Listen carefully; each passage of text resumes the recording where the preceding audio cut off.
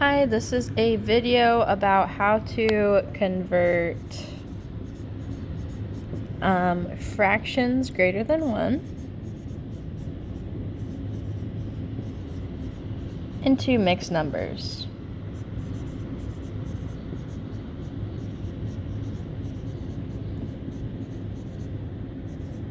So, fractions greater than 1 are also known as improper fractions. But in this case, I'm calling them fractions greater than 1. So here we go. Here's an example of a fraction greater than 1. So we have 80/15. Okay, and you definitely want to make that into a mixed number because that's a little bit challenging to work with. So there are a few different ways you could do this. One way that we go over a lot in class is the number bond. And you could do this by continuing to pull out one whole until you have less than a whole left. So let's say we took out one whole, which is 15/15. That's one whole. So let's see, how much do we have left? Let's see, 65. So now we don't have 80, we have 65 left. Okay, now I can pull out another 15/15. That's one whole. How many do I have left now? All right, I have 50 left. Okay, 50. All right, I still can pull out another 15/15. And how many do I have left? I've got 35 left. And if this is too fast, make sure you're pausing it and taking a break. Okay, so we have 35/15 left. I could pull out another 15/15. So I'm taking my numerator and I'm subtracting how many I pulled out. So I pulled out 15 of them. And now I have 20/15 left. Oh, I'm getting close. All right, 20/15. I could pull out another 15/15. Barely. So I had 20, I took away 15. I've got 5 left. 5/15 left. So if we look around, we've got 1, 2, 3, 4, 5 holes. And we have 5/15 left, which I know that you know we can simplify. And we end up with 5 holes and 1/3. Okay, if you got lost here, what I did is I knew that 5 could be divided by both 1 and 5. 15 can be divided by 1, 3, 5, and 15. So I look at what do they have in common besides 1? They have 5 in common. 5 are both factors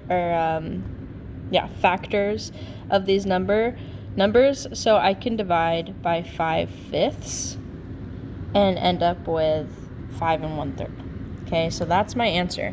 But I want to show you guys a different way. So go ahead and pause this and check this out if this completely confused you. I started out with 80/15. And I ended up with 5 holes and 1/3. So I'm going to show you another way using division. Okay, so using division, we know that this can be written as 80 divided by 15. Okay, and we can go into we could go into 80, we have to figure out. So here I go with my think box. 15 times 2 is 30, times 3, well, let's see, I add 15 more, end up with 45, times 4, so what I'm doing is just doing this, pretty much.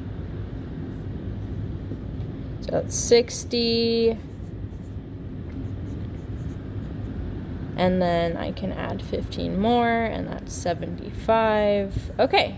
I'm super close to 80. I know if I add another 15, I'm going to be, that's going to be 90.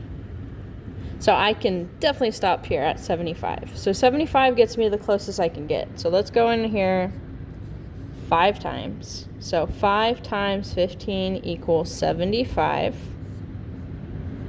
And I end up with 5 as my remainder. So the way that you write this as a fraction is this is your wholes.